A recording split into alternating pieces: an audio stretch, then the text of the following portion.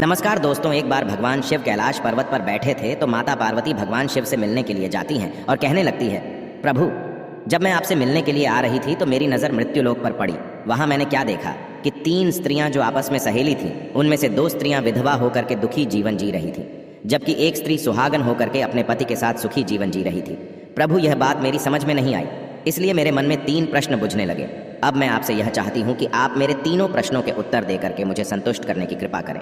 मित्रों, इस प्रकार माता पार्वती की बात को सुनकर के भगवान शिव कहते हैं, पार्वती, तुम मुझे अपने तीनों कष्ट बताओ।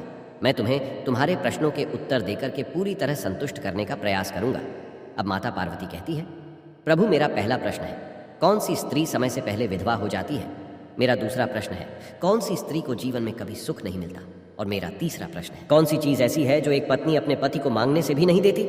मित्रों, इस प्रकार माता पार्वती के प्रश्नों को सुन करके भगवान शिव कहने लगे, पार्वती, तुम जिन स्त्रियां की बात कर रही हो उनमें से 2 स्त्रियां विधवा होकर भी अपना दुखी जीवन जी रही हैं, और वहीं पर एक स्त्री सुहागन होकर के अपने पति के साथ में अपना जीवन जी रही है। तुम जानना चाहती हो आखिरकार ऐसा क्यों है, तो मैं तुम्हें एक छोटी सी कहानी सुनाता हूँ। इस कहानी को बहुत ही ध्यान से सुनना।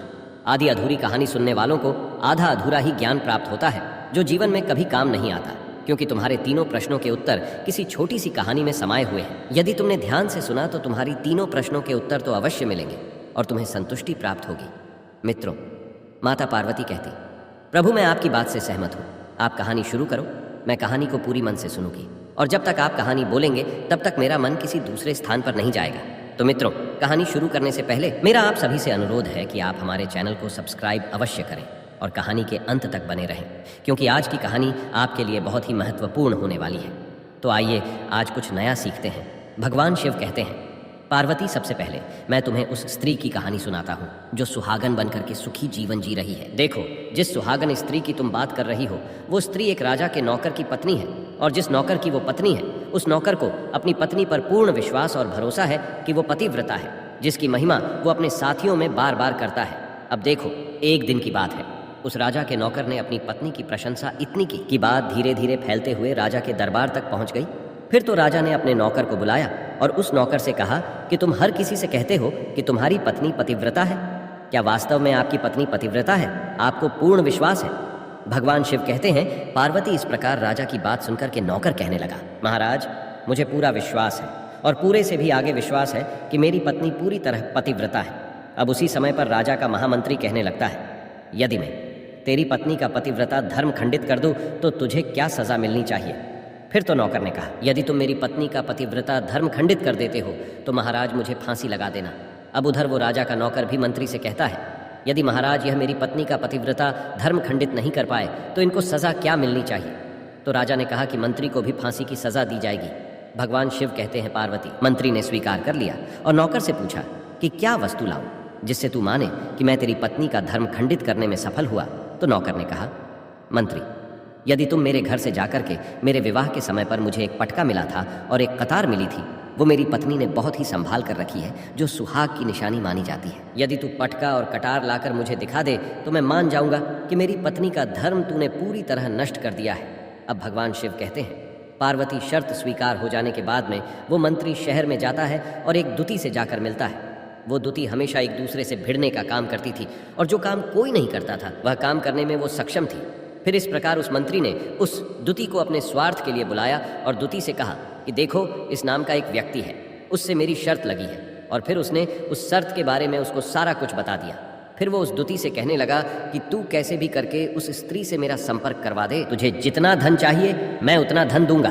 भगवान शिव कहते हैं, पार्वती, इस प्रकार मंत्री की बात सुनकर दुती कहने लगी, भाई, तू उस औरत के बारे में बात मत कर, वो औरत पूरी तरह से पतिव्रता है, तेरी ओर थूकेगी भी नहीं, तेरी शक्ल भी नहीं देखेगी, और उनके परिवार के व्यक्ति खूंखार है, तेरी खाल उतार लेंगे।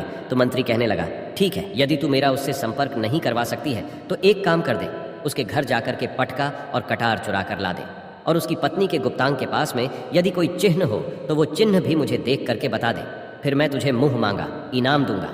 भगवान शिव कहते हैं, पार्वती, ये बात दुती की समझ में आ गई और उसने कहा, ठीक है, मैं तुम्हारा काम अवश्य करूंगी। नौकर शहर में रहता था।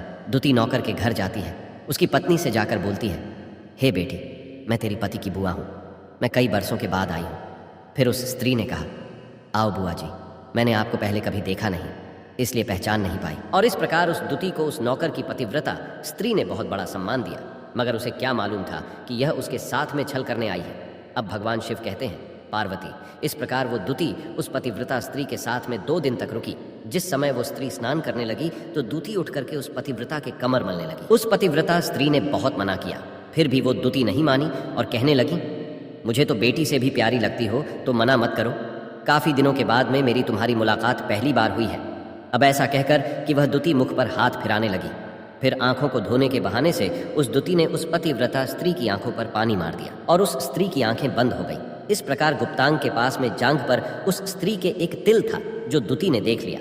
बस उसका काम बन गया। उधर ही स्नान करने के बाद में जब वह पतिव्रता स्त्री रसोई में खाना बनाने गई तो दुती को मौका मिल गया और उसने पटका और कटार उस नौकर के घर से चुरा ली और वहां से एकदम से भाग गई। और जाकर के दुती ने वो पटका और कटार मंत्री को दे दिए और उस पतिव्रता स्त्री के जांघ पर तिल की निशानी भी बता दी। भगवान शिव कहते हैं, पार्वती, फिर वह मंत्री पटका और कटार लेकर के सीधा राजा के दरबार में पहुंचा और राजा से जाकर कहा, महाराज, मैंने नौकर की पत्नी के पास में 2 दिन बिताए। तो नौकर मान गया कि वास्तव में आज मेरी पत्नी ने अपना पतिव्रता धर्म पूरी तरह से भंग करवा लिया। भगवान शिव कहते हैं, पार्वती, फिर तो राजा ने फांसी का दिन 15 दिन के बाद में रख दिया और कहा कि नौकर को 15 दिन के बाद में फांसी पर चढ़ाया जाएगा। और इस प्रकार से नौकर से उसकी अंतिम इच्छा पूछी। तो नौकर ने कहा कि मैं अपनी पत्नी से अंतिम बार मिलना चाहता हूँ। भगवान शिव कहते हैं, पार्वती, इस प्रकार राजा ने उस नौकर को आज्ञा दी कि ठीक है, तुम अपनी पत्नी से मिल सकते हो। फिर नौकर अपने घर गया और अपनी पत्नी से कहा कि आपने मेरे साथ में बहुत बड़ा विश्वासघात किया। मैंने आपके विश्वास पर मंत्री से ऐसी शर्त लगाई थी कि राजा के दरबार में राजा के सामने मैंने कहा था कि मेरी पत्नी का पतिव्रता धर्म कोई नष्ट कर दे तो मुझे फांसी लगा देना। अब मुझे 15 दिन के बाद में फांसी लगा दी जाएगी। मेरे साथ विश्वासघात करके तुमने ठीक नहीं किया। भगवान कहते हैं, पार्वती, उस पतिव्रता स्त्री ने अपने नौकर पति को सारी बात बताई, मगर उसे विश्वास नहीं हुआ और वह राजा के दरबार में पहुंच गया। फिर नौकर राजा के दरबार में पहुंचा तो फिर उसे कैद में डलवा दिया गया। अब उधर नौकर की धर्मपत्नी ने परमात्मा को याद किया और राजा के दरबार में गई और राजा से नाच दिखाने की आज्ञा मांगी। भगवान शिव कहते हैं, पार्वती, उधर नौकर की धर्मपत्नी ने परमात्मा को याद किया और अपना भेष बदल करके राजा के दरबार में गई और राजा से नाच दिखाने की आज्ञा मांगने लगी, क्योंकि वो स्त्री बहुत ही सुंदर थी और उधर राजा शौकीन होते हैं। इसलिए राजा ने आज्ञा दे दी कि सभी मंत्री संतरी आदि उपस्थित होकर के इस सुंदरी का नाच करवाने की पूरी व्यवस्था करें। भगवान शिव कहते हैं, पार्वती, फिर तो सब मंत्री, महामंत्री, राजा आदि दरबार में उपस्थित हुए और फिर उस नौकर की धर्मपत्नी ने जब नाचना शुरू किया तो राजा को उस स्त्री का नाच बहुत ही सुंदर लगा। और फिर राजा ने कहा, तुम मुझसे क्या मांगना चाहती हो? तुम जो भी मांगोगी मैं तुम्हें वही दूंगा। भगवान शिव कहते हैं, पार्वती, फिर उस नौकर की पतिव्रता स्त्री ने कहा, महाराज, आपकी सभा में मेरा चोर है जिसने मेरे रुपए लिए थे मगर आज तक वापस नहीं दिए, उसे फांसी की सजा दे दीजिए।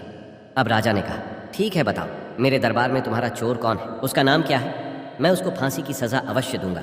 भगवान शिव कहते, पार्वती, फिर उस नौकर की पतिव्रता स्त्री ने कहा, महाराजा, आपका मंत्री मेरा चोर है, आप इनको फांसी की सजा अवश्य दें।